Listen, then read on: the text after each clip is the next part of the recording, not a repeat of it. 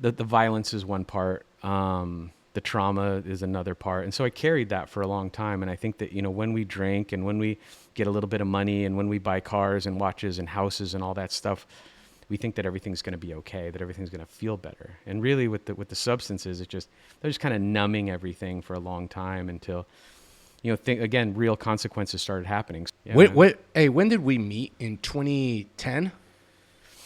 man, 2011?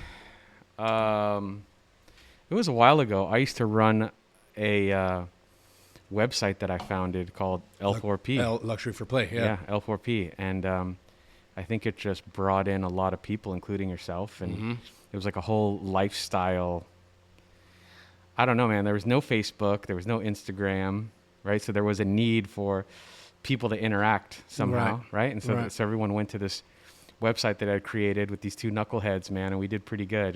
The three of us, we're all knuckleheads, and I think that the three of us did pretty well, and it brought a lot of people together. I think the one thing that I didn't anticipate that maybe one of my other partners might have anticipated is that there was going to be a lot of networking, right? So there wasn't a LinkedIn. There just weren't things yet. So that had to have been 2008, maybe. Okay. It seemed 2008. We met in 2008. I mean, you know the dates. I don't think that we physically met unless you came to one of our events. I met you at an event. You had I think you had just wrapped your Ferrari. Okay. So that had to have been 2009 then. Okay. Because nobody was really doing the wraps, and there was that gold car. Yes. And it brought a lot of people out. So that had been 2009, early 2009, and man, it was just funny times. It was funny times because I was completely and totally inebriated in those days, man. So, I learned now what I wish I knew then is that, you could be in a blackout and completely operating and talking to people and meeting people, and a lot of atrocious things are committed in blackouts too, man. But I, luckily for me, I was okay. I hear people, they come around like, oh man, yeah, I'm on my third DUI. Man, I had like 5,000 DUIs in my life, dude. I just never got caught, and so I don't remember meeting a lot of people, but what I do remember is meeting you. We met at a coffee shop. Yes. And I love to sensationalize stories. So in that story, I was barely sober, and in that story, you're practically living out of a Honda, dude, and you were trying to get this brand off the ground. And I don't even think it was called Roshire yet. I think it was called Bloomtown. And it seemed like just really attractive to me. It seemed like an idea that I don't know. It just seemed like something that nobody was doing, and I liked that. And at that time, I was looking to work with people who were doing things that were now a little bit off, because now Facebook had established itself, and Instagram and all these other I don't know what the other apps are called, but everyone was like establishing themselves. Yes. Like Twitter and Instagram was definitely beginning days. There was no DM. It was in between the photography stage and now people showing brand lifestyle on there. Right. Still the beginning. No DM, no, none of the stuff that had no stories. It was, yeah. And I was kind of at the end of, a long kind of trying to figure out where I fit in the car world.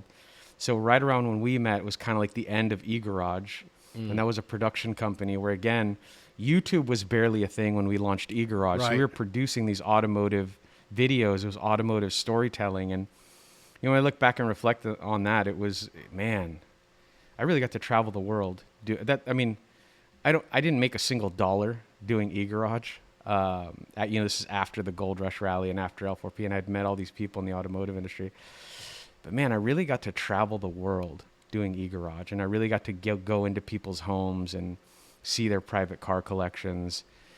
And I had gone to Goodwood, which is this huge automotive festival that happens across the pond, man. And I think I was done. It's like spiritual people talk about like going to Mecca, right. and people have these like these epiphanies. Yeah, these white light experiences, right, like with right. The burning bush moments, like right. in religion. Right. I felt like that happened for me in the automotive world. Like I was hanging out with Nikai from RWB, like we were having lunch together, and I had worked for all these really cool car brands and really got to like, look behind the curtain and see the wizard. And it was just, I got to meet Jay Leno and hung out with him and I was just kind of done, dude. It was like there was nothing left to do. There was nothing left to prove. I think I had, at that point, just through a lot of gratitude, man. I owned and drove every car that I ever dreamed of. So it was like, Sure. it was done. Your background, I mean, you had a lot of success during that period, and even prior to that.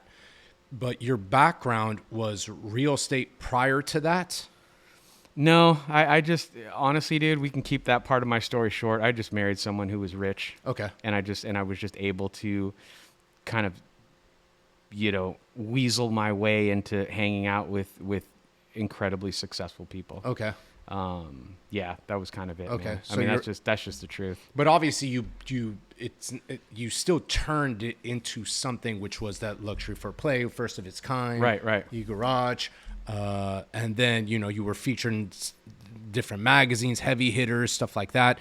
And you mentioned you kind of exhausted, but also, and you feel comfortable with whatever you want to include. I know during that time, because we talked about this, that lifestyle brings a lot of unhealthy habits. Sure. I mean, L4P was successful on its own. I mean, we worked hard to do that thing, and the money that we made doing that was all generated. It was all ad revenue.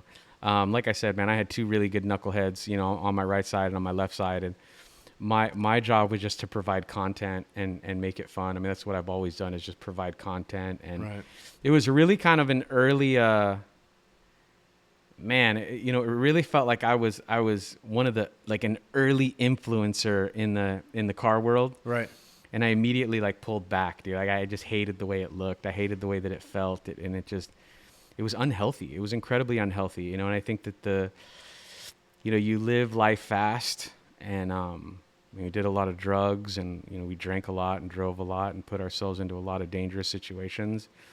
I saw my friends get into some car accidents. Saw some people who weren't my friends get into car accidents, and it was scary to me, dude. It was incredibly scary that there were consequences to that lifestyle. And I think that I was definitely someone who couldn't sleep at night. I mean, the lifestyle includes everything that you could imagine in a car world, infidelity, between married people. And, I talked about it earlier, man. I mean, I was the type of addict and alcoholic where I steal from you and I try to help you find it when you notice it was missing. That's just the kind of person that I was. And I'm not saying that everybody's like that, but, I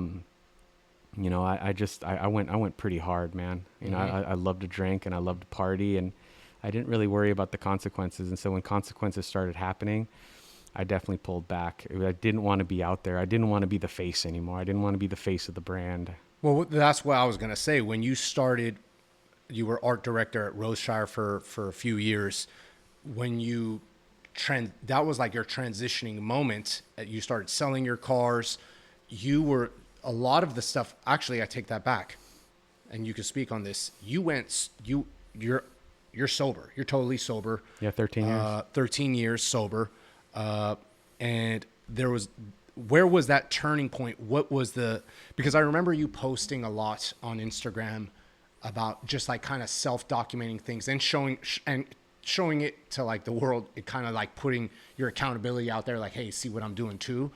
What did that look like in that turning point? And then how did your environment change, whether it was people, whether you're living habitual circumstances, etc.? Well, living that lifestyle, there was a lot of consequences. So I got divorced. My daughters at the time were 9 and 11. I mean, that crushed my soul. Mm-hmm. I had, for a long time, I leaned into how I grew up. I grew up in a real violent, chaotic, scary environment, and there was stuff that I experienced as a kid that kids shouldn't experience, and that could be, I mean, the violence is one part. The trauma is another part. And so I carried that for a long time. And I think that, when we drink and when we get a little bit of money and when we buy cars and watches and houses and all that stuff, we think that everything's going to be okay, that everything's going to feel better. And really with the substances, they're just kind of numbing everything for a long time until, again, real consequences started happening. So right around that time, 2011, 2012, I ended up living by myself, man. I had never in my life ever had to live by myself. I had to do my own laundry, cook my own food. All those friends that I had made in the car world, very few kind of stuck around. I definitely hit a rock bottom.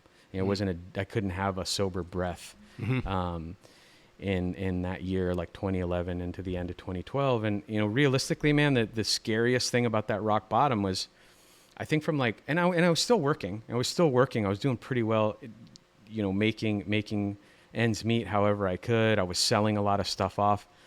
I think from January 2012 until October 2012, I had spent $90,000 on drugs, alcohol, women, and partying. And I remember looking at that number thinking it's got to be a mistake. I think I put too many zeros on there, and I ran the numbers again, and I was like, wow, I really did that. I didn't own a house. I didn't own a car. The cars you sold all your cars. You sold all that stuff. Yeah. I had to make ends meet, man. I really was in a bad place spiritually. Spiritually was like, when I talk about rock bottom, that's what it was. I mean, this the spiritual part of my life was just, destroyed completely. I mean, I had no relationship with my daughters. My brothers didn't want to hang out with me. My parents were kind of like, here comes this guy again. And at that time, I was like a 35-year-old man, and I wasn't a man of my word. And, I'd make a date to meet with somebody over coffee. I just wouldn't show up. No call, no show. So it's really ironic that you and I were able to connect around that time, because I think I was newly sober. I was really trying to, do something different.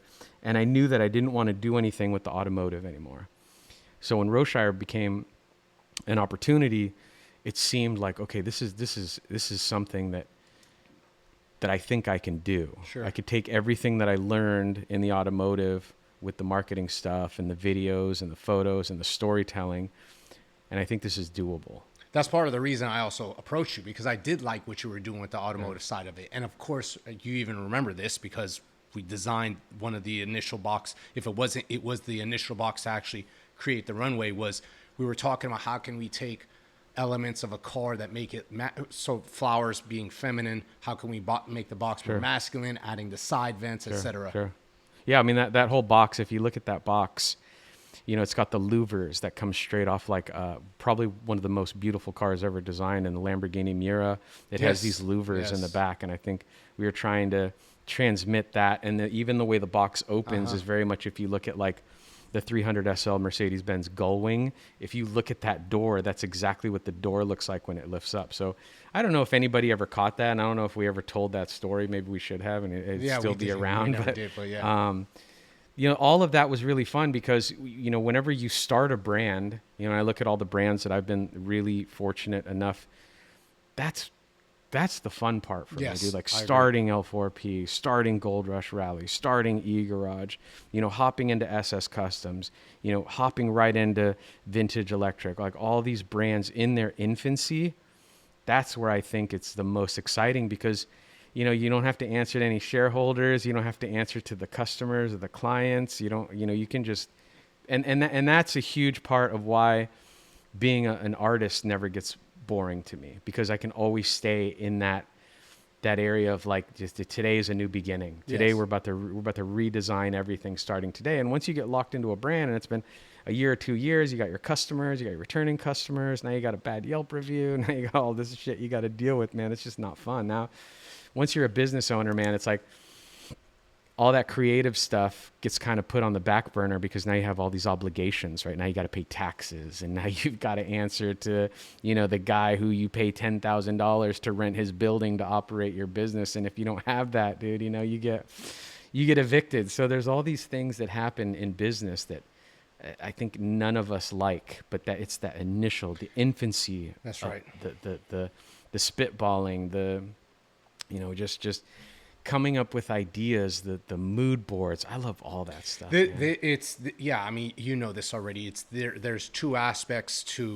There's many aspects to running a business, but what you're referring to, there's the creative side and the operational side. I'm very much like you on the creative side. I don't like the operations. It's just something you have to do, but there's no some people find passion in that, but that was never, I already knew that about you. If you look at the kind of the evolution of Roshire, it started off, it was incredibly sexy and it was incredibly mysterious. And that's the part that I liked. I liked that everything was kind of dark and that there was like smoke around it, and that and that people were really getting off on this idea of like, what is this? That's right. And I think that a lot of copycats then came after. Anytime anything's successful, you're going to have people ride the coattails or jump in and say, I can do it too. But that to me was incredibly exciting. And I remember some of the best creative moments we ever had together was when it was sexy, when it was dark, when it was mysterious, when we could borrow music that we didn't license and just put it out to the world and get hit with a cease and desist and say, you got some record label saying, hey, you guys, you can't use that, instead of just being like, hey, how can we partner with these guys? They're doing something cool. I've been hit with so many cease and desists over the years, just making videos for brands. Maybe like, I'd say maybe like 100 cease and desists, man, not even exaggerating. I remember one time there was a group with a project I worked on a video where they said, whoa, but we're going to send you the cease and desist, but P.S., we really like your shit, man. This is really cool. If you give us, whatever they said, $10,000, we keep it. And I don't know what we did. I think in the end we did end up giving them like the $10,000 or whatever it was, because the video was so cool. Yeah, that reminds me. I mean, I'm sure there's many stories, but there's a similar story with that brand, the Hundreds. At least this is from what I can recall reading, where they started collaborating with Disney because they were doing kind of what you're doing. I've seen Mickey Mouse in here somewhere, but taking Mickey Mouse and doing things that weren't acceptable to Disney. Very Mickey Mouse like, yeah. And then they kind of push back and they're like, cease and desist. But then they're like, instead of you creating like this, why don't we do something together? So it just reminded me. Well, the Hundreds is also like a big global brand. That's too. right. So again, it would be silly for the people over at Disney licensing not to be like, hey, let us get a little piece of that. Yeah, for sure. For sure. Yeah, it's being able now. I think it's harder to be creative and original now because we're in 2026 and everything's kind of already been done. It feels like. It does feel like that. I'm working on stuff sometimes. I'm like, oh, this is feels very Warhol, or this feels very Basquiat, or this feels very Banksy, or whatever the hell. And everybody's already done it, man. Yeah. It's trying to stay original. Really what it means is just kind of staying original and true to yourself. That's especially now with all the noise of just what's going on in the world. We'll touch on that. Hey, and maybe I'm incorrect here. Did you coin the term unfuckwithable? I did not coin that. Okay. What I did is I borrowed it from a friend who borrowed it from a sticker. Okay. And we just liked what it meant. Yeah, I do too. That's why I'm asking. Yeah. But then I think, we use it a lot in the car world. Mm-hmm. And then I think somewhere around there, Kid Cudi, he borrowed it too. I think the guy who coined it was like some old man somewhere, probably like in like, in like the Bible Belt somewhere, dude. I got to imagine it came from somewhere like that. And it just sounded cool. It just sounded cool. No, it definitely, it stuck with me. I started using it after you were using it, but I never saw it until I saw you using it. Yeah, I still run a sticker on one of my cars, and it just is just there. And I love whenever people they can't read and they just try to read it and they kind of fumble up. It's always fun to me, and I don't need to explain really what it means. I just think it's a term that like I said, I think Kid Cudi took it, he ran with it, he made a song out of it. And to me, that was kind of the end of it. When someone like him, who's incredibly creative and musical, just says, here it is, this is what it is. Like, I think he just kind of owns it now forever. Yeah. The turning point, going back to your turning point, art director, Rose Shire, you were already, because I remember you've been an artist. You weren't necessarily, and correct me if I'm wrong, you weren't selling to the public during Rose Shire or pre-Rose Shire, but you've always been somebody that drew and was into artwork. You were into art since you were a kid, yeah? Absolutely, man. Okay. The first thing I ever wanted to do, goes back to being original to yourself. I was in kindergarten and we had a career day where you had come into class and you had to dress up like the thing you wanted to grow up to be. And I had told the teacher that I wanted to be an artist. And I just remembered, I'll never forget. She said, "Oh, no, you don't want to be an artist because artists don't make any money until they die." And this is, 1982 maybe or some shit when she said that to me. And I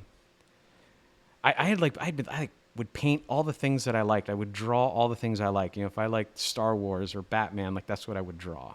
That's what I was into. And I remember making these like big elaborate pieces. And the teacher just didn't support me. And so somehow she convinced me. This is the art teacher not supporting This you? is the kindergarten teacher, okay. dude. Okay. She convinced me to say that I wanted to be a lawyer.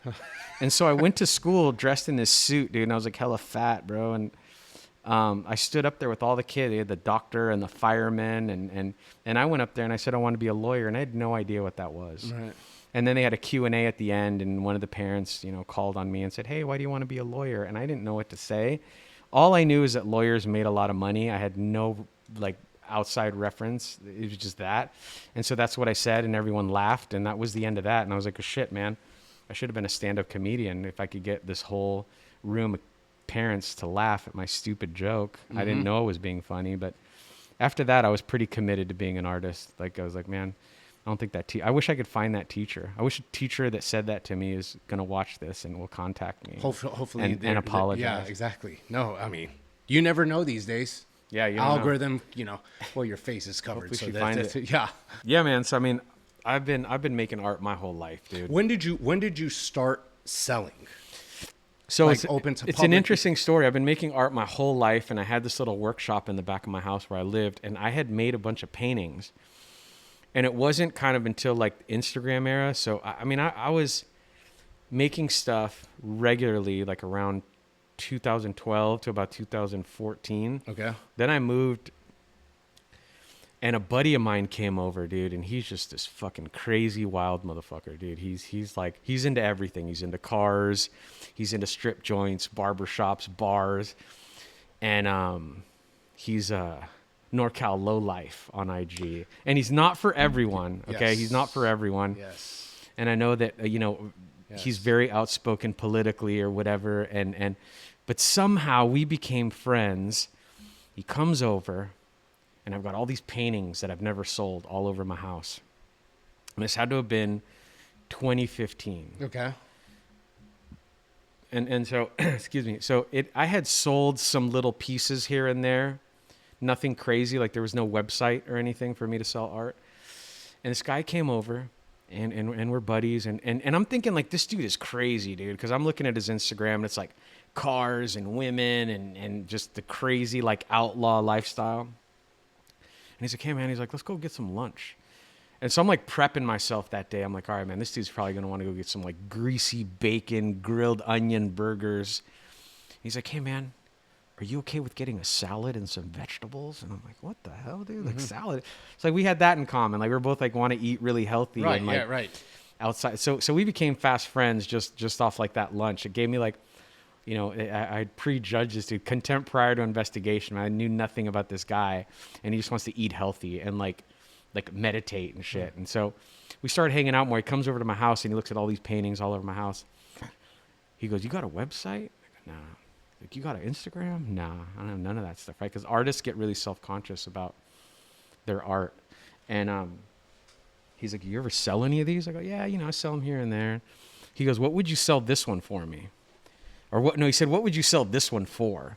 And I just threw out a random number. I don't remember what it was, $2,000 or $2,500 or whatever.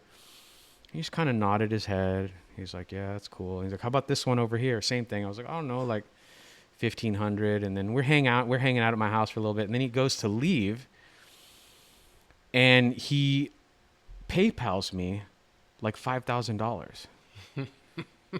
and I'm just like, dude, what? And his handle on PayPal is nobody. So it's nobody just sent you $5,000. And long story short, I don't think that this guy, I think he was buying the art because he loved it, because he liked it. But I think that at his core, he's also just a really genuine human being who loves to support other people. Yeah. And so I did ask him about that later. He took the art home, or I delivered it. I don't remember. He said to me, he's like, man, I'm just investing, dude. I'm just investing in you. And he's over the last, call it 10 years, he's been a huge advocate for my work and has gained me like just so many followers and so many sales. I mean, sales still, I'm still working on commissions with people that he's only recently introduced me to. And so I look at this person who maybe gets judged a lot because of who he voted for or what he thinks about immigration or whatever. And it doesn't necessarily align sometimes with even what I think. Mm-hmm. But when it comes down to truly supporting other people who are just creative, I mean, I take notes from his playbook and I try to support people as well, regardless, because, That's one thing, not to cut you off. No, go for it. That's one thing I've noticed now in just society today. The social media has ruined the people don't, for whatever reason, not everyone, but a lot of people don't support friends or people that they know where they came from and where they're at now.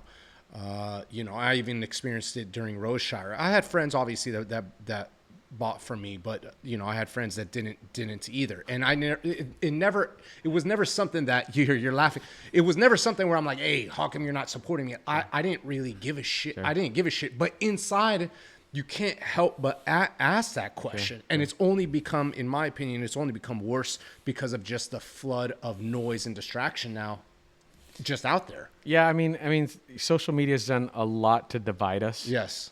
Politically and That's right. and spiritually, whatever. I mean, but I think it's also done a lot to connect us as well. And maybe sometimes we're overstimulated and we're overconnected too. But I don't know. I don't know that I really have that experience as an artist. I think I have a lot of friends who are incredibly supportive, maybe sometimes too supportive. That's great. Yeah. And as an artist though too, is like, if I notice someone has bought a lot of pieces from me, like over and over and over again, I'll throw them out a freebie every once in a while. And I don't believe in freebies really, but I do believe in, making people happy, dude. Mm-hmm. I do believe in the vibration that you get from people. I got some people that just, man, they come, first of all, you should never go to an artist and ask for a discount.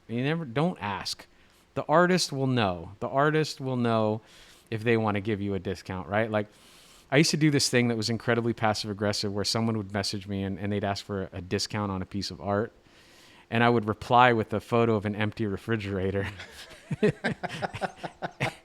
and they would send me back like question mark, of course, or yeah, what's this? Uh-huh. And I'd go, this is what a discount looks like on my end, because I'm doing art pretty much full time. Yeah. And if it's not my art, then I've been with Vintage Electric Bikes for 10 years, and a lot of what I do is on the creative side. So all the static images and the website images and the videos, I mean, all of that takes time, and all of that, you can't be a creative or be an artist and be on like a 9 to 5. You can't like clock in or clock out. No. Because you'll get up at 4 a.m. and you'll be like, dude, I got this crazy idea that I just got from this dream or whatever. And it even goes, I was talking to a friend a few days ago about being an entrepreneur. It's one thing being an entrepreneur, your mind's 24/7, but being an artist, ideas are fleeting, especially if it's creative ideas. And if you can't throw it down fast enough, or at least conceptualize it goes. Sure. You know what I mean? Sure.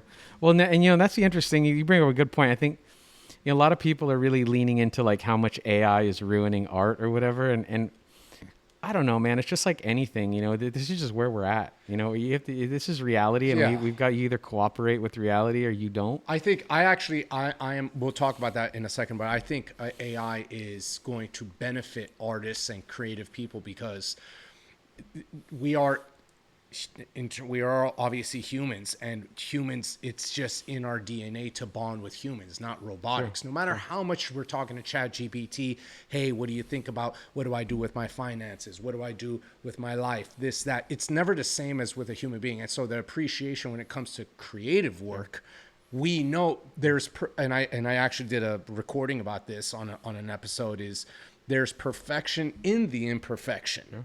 If it's so perfect, you lose that human element. You can probably look this up because it's pretty easy to find, but there's an article I read about I didn't just read the headline. I actually read the whole article. I love it when people say, I read this article, and all they did was read the headline. I actually read this article, and it was this woman had an ailment, and they couldn't figure out what was wrong to her, and they almost thought she was like faking it or whatever. And so she inputs, in the prompt, everything that she's feeling, and ChatGPT says, oh, well, it could be this. Yeah. Oh, yes. And so she goes back to her doctor and says, hey, can you test me for this? And boom, there it was. Right. And you have these skilled doctors who couldn't figure out what was wrong with her, and boom, they're able to like tend to her and figure out what exactly she needed. That's where AI is that's where I'm like, I can't be a hater of something where I read something, and who knows, man, maybe that article was sensationalized bullshit. I don't know. But I have a really good friend of mine that I grew up with who is a doctor, and dude, I mean, I know he went to school and became a doctor, but he definitely practices, some Eastern thought, some Western thought, and will lean into AI if he has to, because we have all these tools at our disposal. Sure. So right. he's able to treat people, and that's all he's ever wanted to do is just treat people. Right. He just wants to treat people and help people. And if that's truly what you want to do, then you'll go to the end of the earth to try and figure out how can I help someone. And so, I tip my hat to that dude. He's just awesome. And I call him up all the time, like, hey, dude, I got this weird rash on my dick. I'm just kidding. I don't do that. But he is that kind of friend that I could call and say, hey, man, I'm thinking about quitting caffeine. And what do you think? I'm having these heart palpitations. And he's definitely the kind of buddy that picks up and says, hey, man, yeah, you should. You're probably drinking 16 cups of caffeine a day. You should probably quit. And, that's what obviously now this is your art gallery, not open to public, except for friends, I'm assuming. And then kind of this is your sanctuary of peace, because I know you spend a lot of time in here. I don't even know how much time you spend in your home, because this is obviously detached from it. Sure. How much, I think I already know where you're going to go with this, but obviously I want you to answer it. How much different is this life being in this environment that's more quiet? Obviously there's no one around for 99% of the time. How much different is this life and solitude? You obviously have a family, but just being in this space as opposed to the previous life, even during that phase of being sober, but even prior to that. Well, really weird thing happens in sobriety, man. When you're actually in recovery and you're working a program like I've been doing, you kind of at the core of it, we're all spiritual beings, all of us. And it's for some of us, it takes us a while to find it. It took me, 36 years to find where my spiritual side, where it was and how it lived. And is there really a power greater than me? It took me a long time. I didn't believe in any kind of God or any kind of spirituality. And so I always considered art to be my meditation and my spiritual. And, was it like right around COVID, I always had music in my art studio, like punk rock or classical. And it was always just going on. And I remember when I was first getting sober too, I always needed to have music on because I felt really uncomfortable in my own skin. And, man, during COVID, I learned how much I love silence. Like silence, because the world is so loud and so chaotic that when COVID happened, I had this new appreciation for just like the scratching of a pencil on paper, the sound of a brush on a canvas, the sound coming out of a spray can. It's almost like, dude, I've been spray painting, for like 20 years up to that point, and I never really like really just the clink of the can. Oh, look at this guy over here doing this. No, but like the clink of the can and like the spray, like all of it was like brand new almost. And, that kind of led me into the spiritual path where like my art studio, my workshop used to be really sacred and nobody was allowed and nobody could see the process. And I look at everyone on Instagram getting millions of views showing their process. And something happened, man. I had this like spiritual shift in recovery where, I started people would message me and say, how do you get that sparkle? Or how do you do this? And my immediate answer when I wasn't sober was to say like, oh, fuck you, man. Figure it out yourself. Because it took me forever to figure it out on my own. And then I just started like really wanting to not be a teacher, but go ahead and like pull the curtain back and say, hey, man, these are the materials that I use. These are the products that I like. And this is spray paint that I like, and these are my stencils, and this is the process. And I definitely started opening up my studio to anyone, really. I mean, anyone can come in here. They just got to hit me up, and obviously got to come out here, you know? Yeah. But yeah, it didn't used to always be like that. I'm definitely open to letting people come in and peek around and see how it's done. But again, that doesn't come until you do become comfortable in your own skin. You have, and maybe I'll add a clip to this video, but they can only see this, but obviously you have a lot going on over there and some stuff over there. We're actually on a table right now where you do things. We talked about last week, at least, we talked about that kind of soul work. You know, you mentioned you were doing hiking. You obviously know I'm big on hiking and running, especially in nature. And then we also talked about meditation. How do you fit that into your life now? So it's actually pretty crazy, Nassim. I come from a place that was just really heavy into like hardcore Catholic. You're ashamed. You're a sinner. Like, it's scary almost, you know. And I grew up going to a Mexican church that was in Spanish. And you know, when I got to be really rebellious as a teenager, I got into a lot of trouble. I was no longer going to church. I was stealing. I was ODing. I was, you know, having these violent episodes, and you know, was just a cheater and a manipulator my whole life, just trying to manipulate and finesse the system. And the crazy part, why I say it's so crazy, is because now I am so the opposite of that. I get up every morning and I pray. The first thing I do on awakening, I pray, and I think about the 24 hours ahead. You know, what is that going to look like? And I really try to manifest positivity. And I try to think about, like, well, what do I have going on today, and what are the possible things that could happen, right? Without really putting any negative energy. And then I meditate, and then I go, and then I take the dogs out, and then I make the bed. And the reason why I make the bed is because it's like I've accomplished something, right? But the prayer sets me into a place of gratitude. The first prayer that I say is, thank you, God, for, you know, allowing me to wake up. There's no rules to it, right? I agree. And that's the thing. You're right. There's so much freedom in spirituality. Yeah, and you know, I'm not a religious person, but man, being spiritually centered, I respect what people do. I mean, one of my greatest friends, he's Muslim, and I love him, dude, and we are brothers, and it's like our spirituality seems so different, but it's also so linked at the same time, because it has a lot to do with gratitude. Like, I don't ask my higher power for anything. I don't ask for anything. I'm constantly just in gratitude. Thank you for this. Thank you for that. Thank you for watching over my children. Thank you for watching over my parents. And so the reason why I'm talking about that is because if I get like half an hour of that under my belt in the mornings, another half hour in the evening, let's say I meditate another half hour, and somewhere in there I'm doing other spiritual things, like my program of recovery and my fellowship with the guys that I'm linked up with. If I get about 3 hours a day where I have a relationship with whatever you want to call it. Some people call it the universe. Some people call it nature. Some people call it God. I choose to call it God because it makes sense to me, and it's simple to explain and to connect with other people.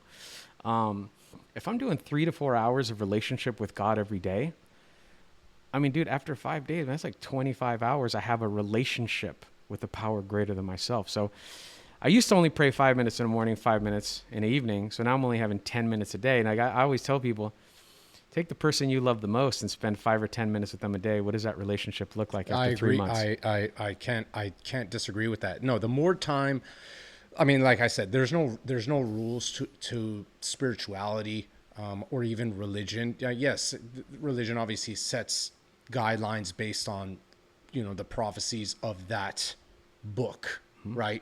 But even with that, there is no, you must do this, you must do that, outside of the obvious, no murder, this, that. I mean, there's obvious guidelines, but I feel like that's just inherently in us as a human being. I was taught to customize your spirituality. Yeah, and if it doesn't work, then customize it some more so that it works, man. Yeah. I love that. I love the freedom that I was given to when I hit my rock bottom and I had zero spirituality and I spent all that money on drugs and partying. Man, I just know that I just feel so the way that it was presented to me initially was just find something that is a power greater than yourself. Let's not talk about God. Let's not talk about an old man with a long beard who lives in the clouds, who hates gay people and gives children cancer. Okay. Let's just find one thing where you feel something. And I said, okay, well, I feel something at the ocean. Well, what is it? I don't know. I can't explain it. Well, where do you feel it? I feel it in here. I don't know. Every time I go to the ocean and the waves are crashing, I feel something. Would you get in the water? No. Why not? Because those waves are powerful. They're crazy, right? So that became a power greater than me. And I could accept that. I could be like, okay, that's something that I can't create. Man cannot create the ocean. And there's like this abundance of energy there. Right. And the sun is setting. And I look to my right and I look to my left. And now there's like 100 people all taking photos of this like sunset, right? I'm like, that's powerful.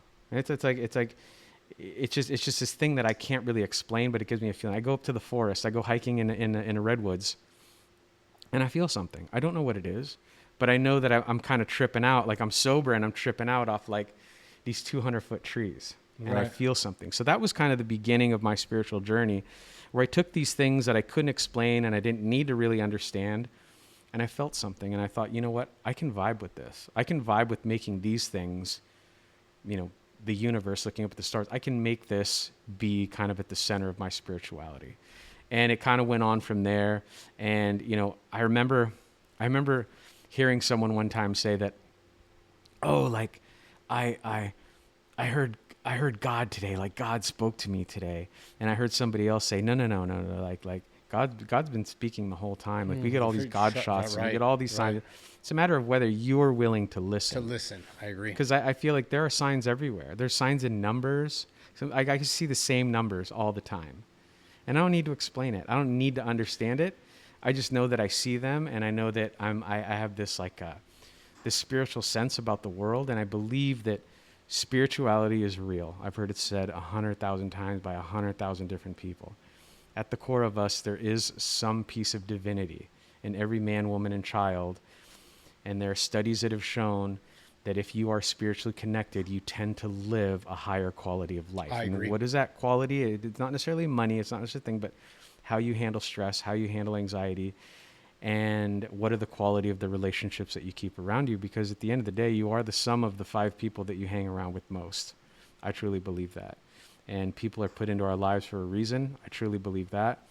And I just got tired of getting in trouble all the time, man. Honestly, I was just always in trouble, dude. Always fucking in trouble. And until I got really spiritually centered, and it wasn't necessarily just about sobriety. I think sobriety led me to spirituality and God. And I know not everyone's ready to talk about God or hear about God, and that's fine. Because I just assumed that God was for people who were scared. Well, that's what I was going to ask. My follow-up was going to be is, where do you think spirituality is set now with just the evolving picture of humanity, with AI, with just the wars and without going deep into politics, but just everything that's everything that's happening in the world, and then in technology, and how people are integrating themselves, and all generations are. Where do you think spirituality is growing? Do you think it's becoming less looked at, or what's your thoughts on that? I think spirituality is the absolute opposite of selfishness and self-centeredness, and all of us suffer from that spiritual malady. I think I'm still very selfish and I'm very self-centered, but how do I get away from that? And how I get away from that is by being of service to other people. How I get away from that self-centeredness is by helping other people. I work a lot in recovery. I go to rehab centers. I want to try and get into some prisons, and I want to try and carry the message of what it means to have just a spiritual connection with something that's not us, because I am not the center, and I don't have all the answers. We were talking earlier about acceptance, and I heard this really great thing about how acceptance just means you're cooperating with reality. Reality is reality, man. And when I don't cooperate with it, that's when something gets stirred up in me. That's where I get really flustered. That's where I start getting angry. I just don't get angry anymore, man. I don't get angry. I think it's okay to be sad every once in a while, but man, it really is a thing where I just try to be in an acceptance of the world that's Yes. going on, because Yeah. ugly people do ugly things. That's right.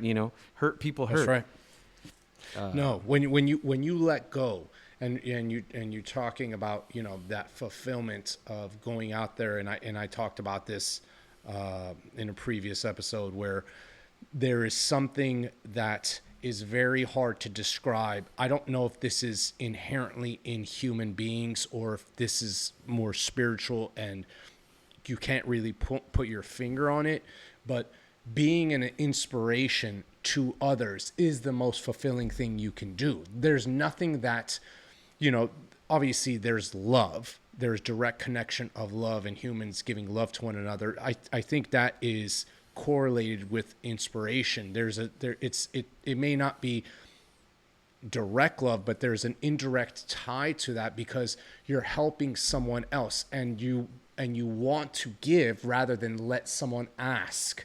And that was I was talking in a previous episode where that was my biggest thing, is how do you define somebody inspirational? How's that? 18? Yeah, you could start up with something. How do you talked define about somebody yeah. inspirational? Yeah.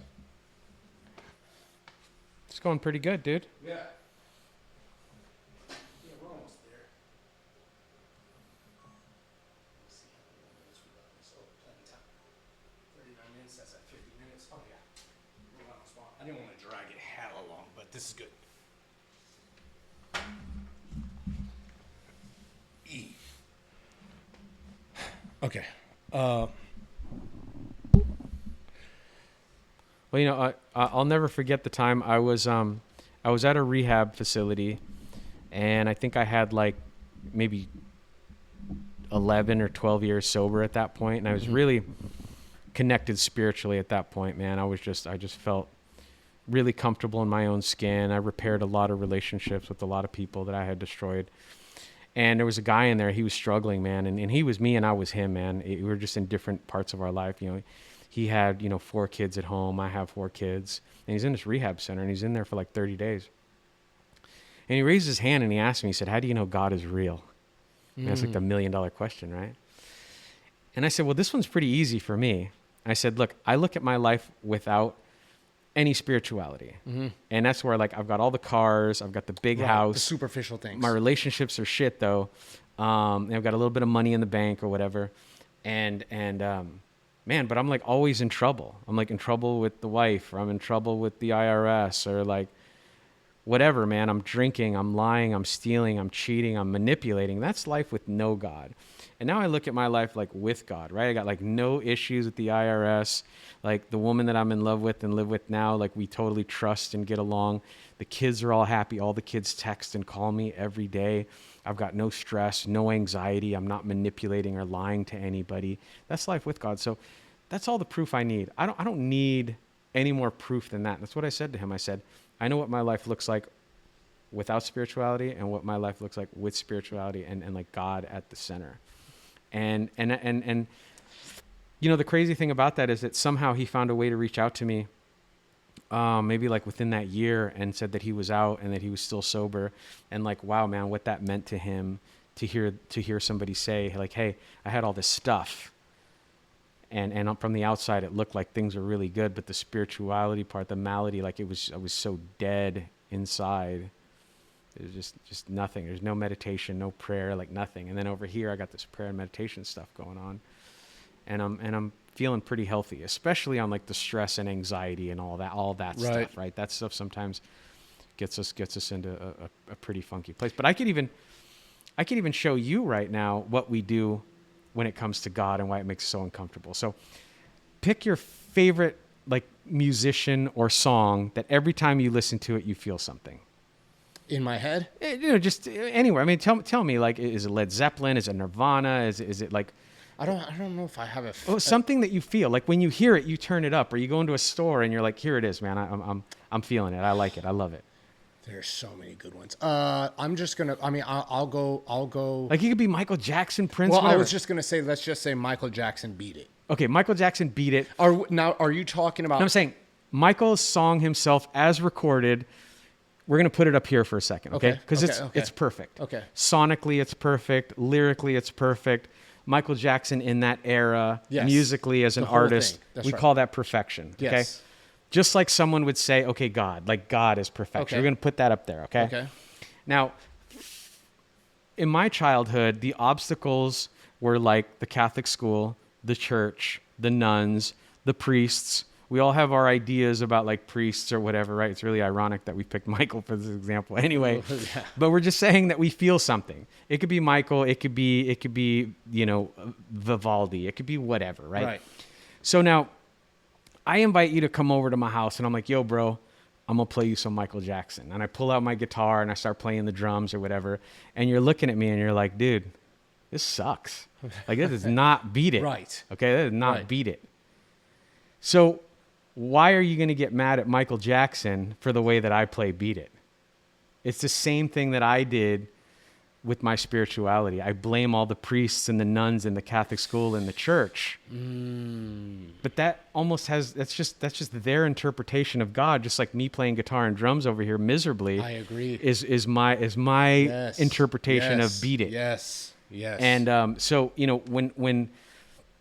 when I meet people who sort of refuse to say that there's God or they're not ready, that's always a really nice little example to let them choose what it is that they feel something. That's Because a great way to frame it. music, we feel stuff, and places we feel stuff. Like I said, for me, it was the ocean and the stars when I look up and the forest. I feel something when I'm at these places that I can't explain.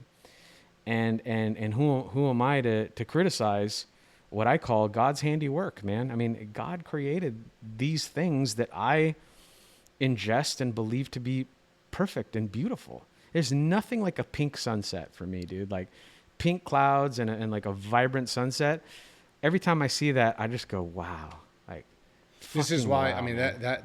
that's why I'm so close to nature and so close to wanting to be out there as frequently as I can, because it's unexplainable, that feeling, and there's so much imperfection out there. Sure. Right? But you don't analyze it like that. You just look at all this life. Sure. And that's I think so core of what you mentioned is how you interpret your own spirituality. There is, and I mentioned this as well, is there's no rules. No. Whatever you feel inside, and you can accept it, and it allows you to have that peace and have that belief where you can communicate. Again, you don't have to be religious. It's just about knowing higher power and letting go and giving that gratitude for what you are to that higher power. Well, and also by going out in nature, you're getting inspired. Oh, yeah, like no, that's the thing. Like you can't go to a place you love, doing the thing that you love, and not come back after like feeling something, after being stimulated, right? Right. I always think about when I throw my dogs in the car and we go out for a drive and the windows are down, or I take them out for a walk. They're incredibly overstimulated, Right? Because it's new smells and Yes. and new vibes, and I always think when they get back, like, are they overstimulated? Like, are they going to be okay? But they love it out there, and that's how I feel whenever I remember my brother took me to Hawaii a couple summers ago, and the three things that I talked about to you that really bring me closer to something greater is the ocean, the forest, and the stars, man, up in the night sky. And I had all three at once. Oh yeah. All three were happening at once. And I was standing there, dude, and I kind of had this, I almost got like vertigo. Like I know I did get vertigo, but I almost was like kind of swaying, like I got really dizzy. And I kind of got like a little bit of fear. And I think the fear was that these things are so overwhelming when they're all happening at once. Yes. Like the trees are Yes. swaying, the waves Yes. are crashing, Yes. the stars out in Hawaii are just super bright. And I remember getting what I call the fear, like a little bit of anxiety, like just a little bit of like I couldn't control it, almost felt like too much.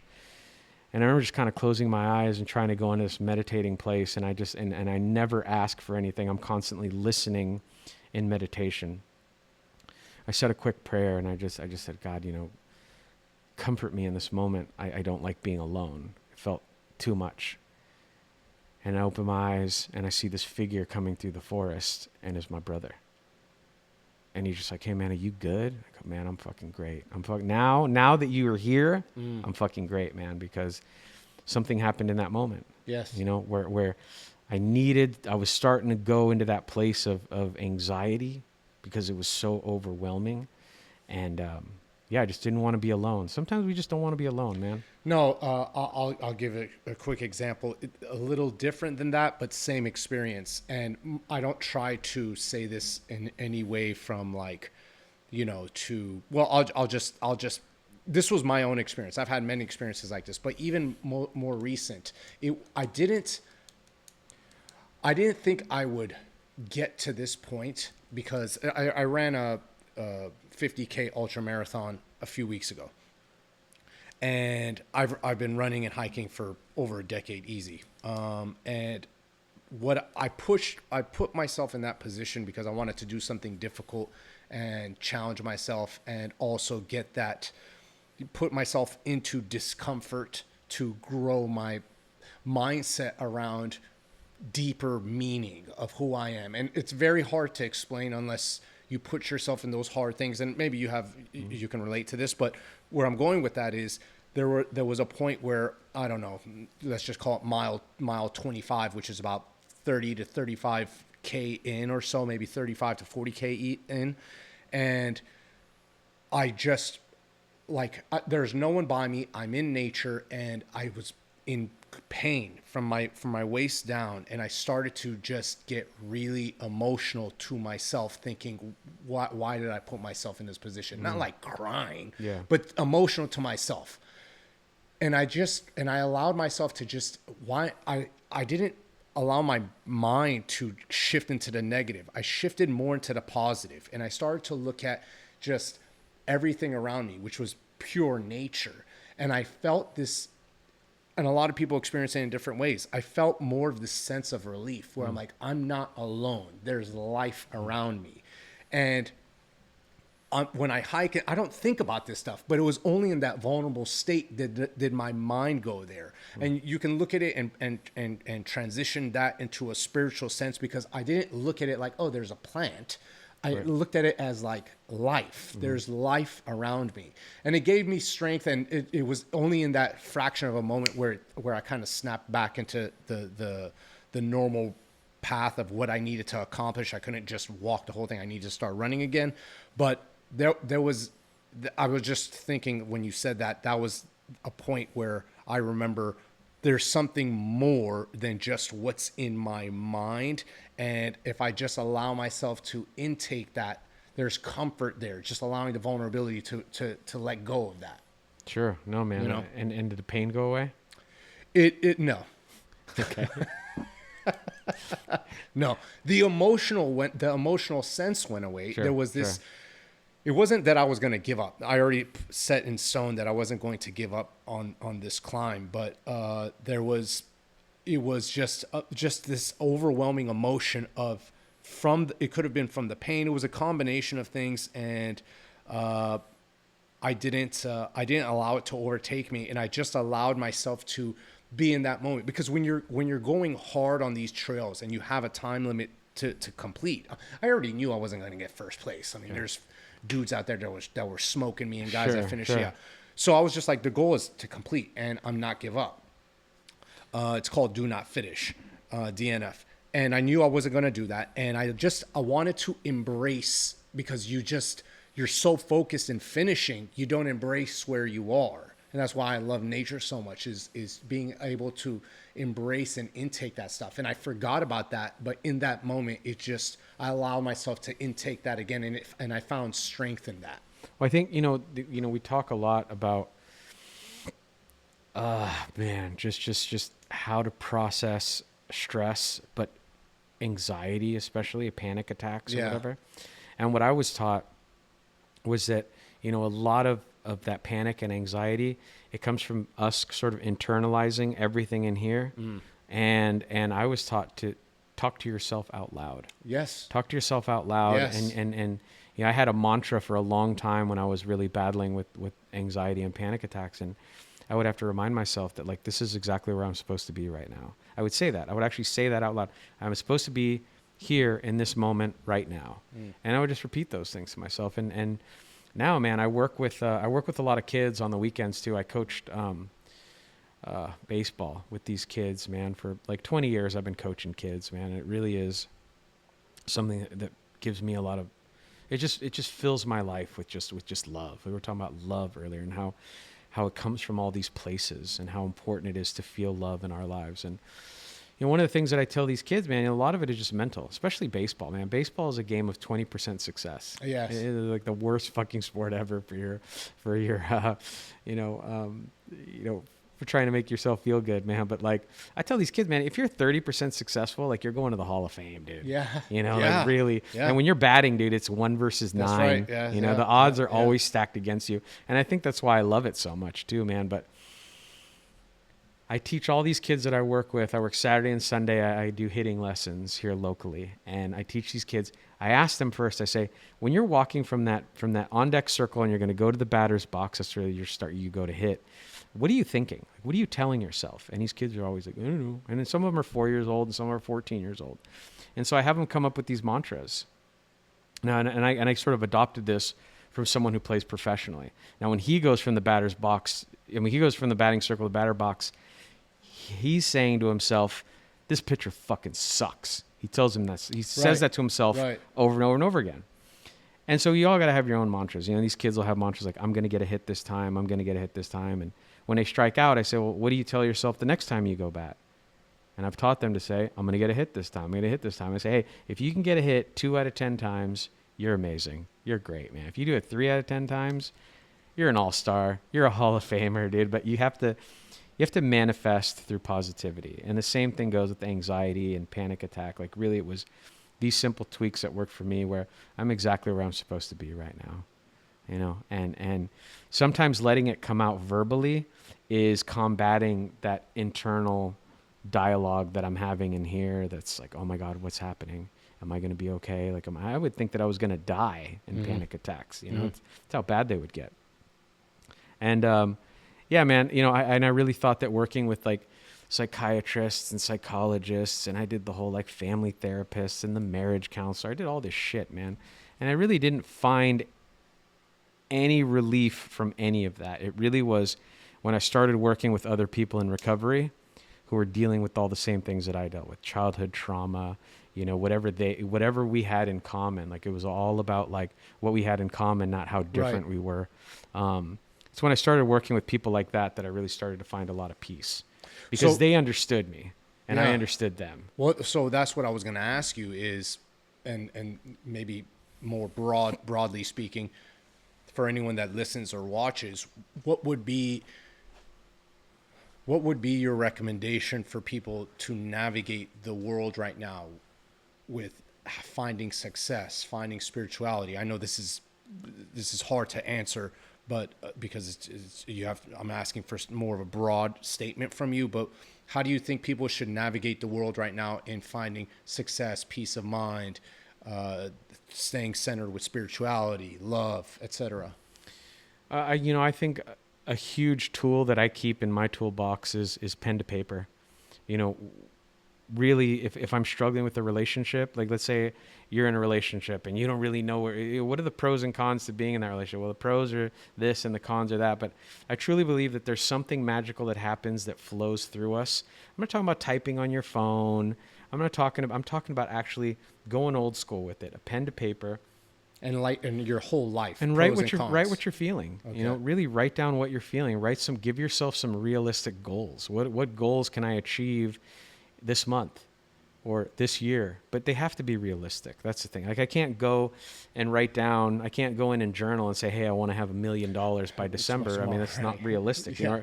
Like, hey, I want to lose 2 pounds every week for the next, 6 weeks. I mean, there's a lot of work that goes into that. But I think that, people want to feel comfortable in their own skin, man. I think that that's sort of universal. And I think that there are great ways to get there, man. And I just think that a lot of it has to do with when you write things down, they become real. When you write something down and you look at it 3 days later, you're like, this shit's real. I'm really feeling this way, or I really want to be in this place soon.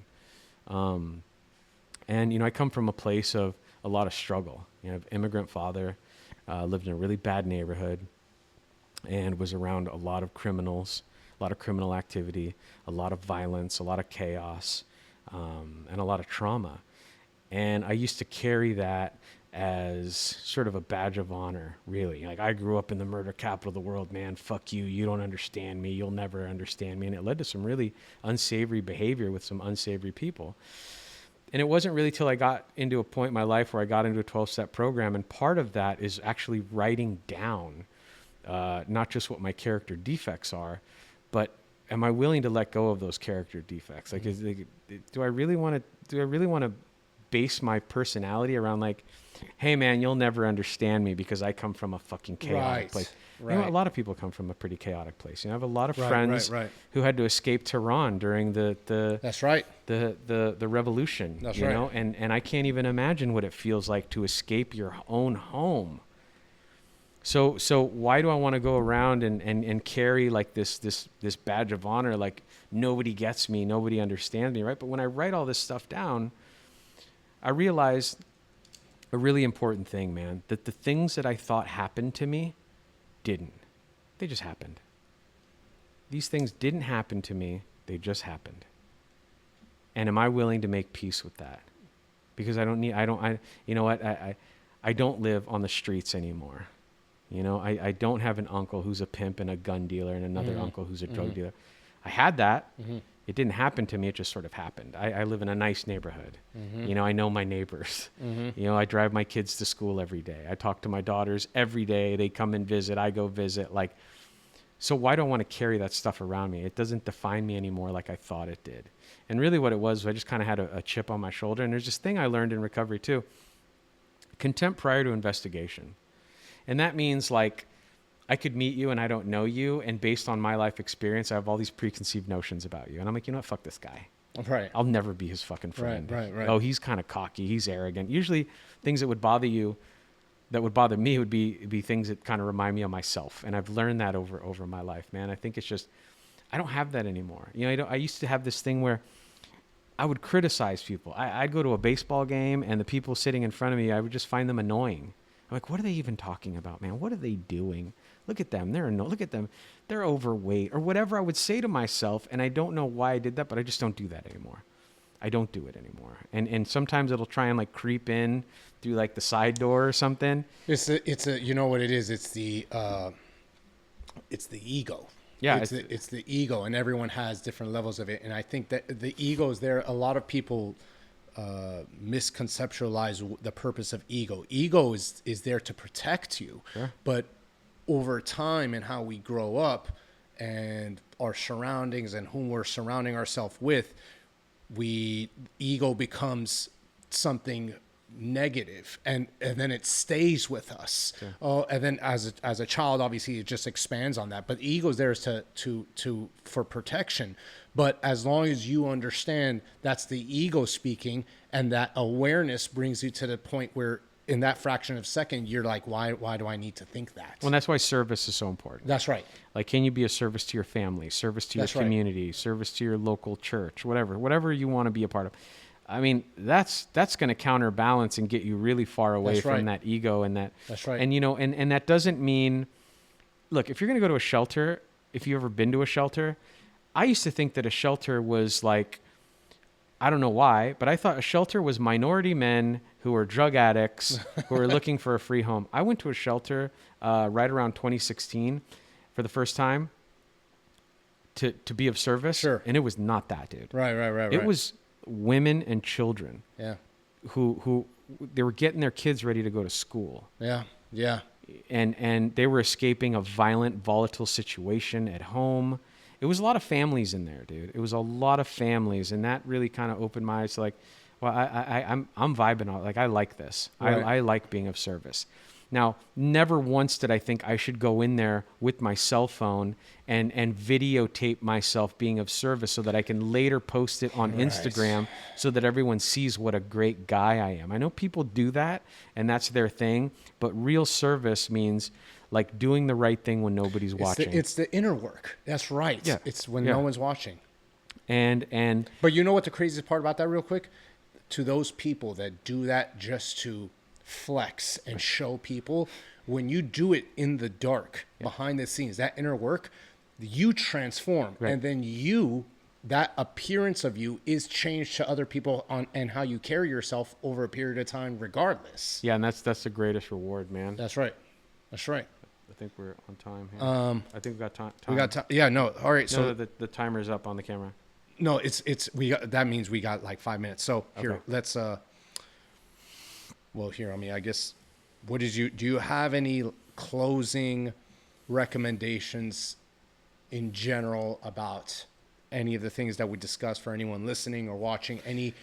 Your 2 cents on life and how you should carry yourself in life, and just, I guess, in a simple format? Yeah, I think that when people see whatever minute, minuscule success that I have as an artist, whenever people see that, one of the questions that I get a lot is like, "Oh, my daughter's an artist," or "My son is an artist," and I just see parents kind of taking in what I do and how I do it, and it's not rocket science, man. I'm just making art and kind of selling it on Instagram and selling it on a couple of different websites that I have, and it's something that I'm really passionate about. And so, one thing that I can say about my parents is that they were incredibly supportive of me being an artist when I was growing up.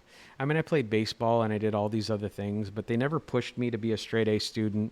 I mean, they weren't super involved, but one thing I can say about them is that they really supported me being an artist. Like if I was in a band, they would let my band play at the house. They would let us practice at the house. Plus, we lived in East Palo Alto, so no one ever complained about the noise either. Right. But I often tell parents, just support your kids if they really do want to be an artist. And, my parents always bought me supplies. Like it would be like crayons, or my mom she had a government job. She'd steal a bunch of pens and bring them, and I'd have like a whole box full of pens that like the government paid for, or that Right. I guess we paid for indirectly, right? Yeah. But yeah, I just tell them like get the paper, get the iPad, like do all this stuff, but don't just buy it and give it to them. Like you really have to engage. If you really want to support a young artist, engage with them. Don't just buy them the art and the paper and supplies and say, okay, good. Like have them, if they're little kids, have them do an art show like in the living room, and invite all your friends, right? And like clap for them and give them applause for all their hard work. It's kind of like when I think about my kids now, like all these kids are into like social media and like gaming and shit. And I can't just kick down their door and say, come on, let's go for a bike ride. Sure. It's not really fair to them. I have to say, hey guys, would you guys like to go on a bike ride today? And if so, what time can we make that happen? Right. It involves being engaged with them and kind of meeting them on their terms. And the kids are typically responsive. They're like, yeah, how about half an hour? Or let's go swimming. Yeah, how about half an hour? Right. So you're not like in my house, it was like ruled by fear. You get up and we're leaving right now and you don't even know where you're going. Next thing you know, you're driving for 4 days to Mexico because you're going to a funeral. That's just how it was in my house, man. So we don't have too many surprise invitations like that. But it really is about if kids want to be creative, it's important for parents not just to support them, but to get involved and then teach them as they get older to advocate for themselves. Because I think when you get to like 16, 17, kids should know how to advocate for themselves, whether they're trying to be on a team or whether they're trying to be artists and get into art school. You can't have your mommy and your daddy calling your teachers anymore, trying to call your colleges to help you get in. It's really, and there's a lot of, being an artist, not only are you the artist, man, you're also the marketing guy. You're also, you're also the chief financial officer. I mean, you're all in one, dude, as an artist. So I kept waiting for the day that I would have this big breakout, and it just never came, dude. It's just a hustle and a grind every day. So it may look really glamorous, but it's not, man. It's just, it's a lot of grind, and it's a lot of reinventing the wheel every day. Every day is like something new and rolling with the punches. And so for parents with kids, support their kids in that creative space. And then if somebody's out there that is finds inspiration in whether it's you or other artists out there and they're doing their own creative work and they want to take that and go somewhere, your message to them is support them, but also like engage too. Like don't just, like I said, don't just buy them stuff and say, okay, go be an artist. Like engage with them. what about the people that are just solo, no kids? Man, even if you're if you have a passion for art or the arts, whether it's music or being a painter or being a sculptor, whatever, man. I mean, really, it's just make a ton of mistakes, man. There's this saying, I think it was Picasso who said it, every artist has a closet filled yes. with bad art, Yep. Whenever I talk about Picasso, I talk about my dad and all the ass whoopings I get, man. I'd be like, my dad was like the Picasso of ass whoopings, and the belt was his paintbrush, man. And he painted a lot of masterpieces because the kind of kid I was incredibly defiant. So whenever I hear the name Picasso, I made that connection that my dad is the Picasso of ass whoopings, man. And, I wanted to make these MAGA hats that said MAGA. And I wanted them to be red, and I wanted them. People were, what the hell is MAGA? And I went, make ass whoopings great again. Oh my God, MAGA. It's never gonna happen, but maybe it's more of just a joke that just has lived too long. Maybe it dies here today. But I got a lot of ass whoopings, man, and I believe in the power of ass whoopings. Cool. I believe like every kid needs an ass whooping, at least one. No, these kids just running around now never had their ass whooped, dude. They're getting into crazy shit, getting in trouble. We could carry a whole nother episode about that. Yeah, just ass whoopings. All right, man. All right, cool. This is great. Wrap.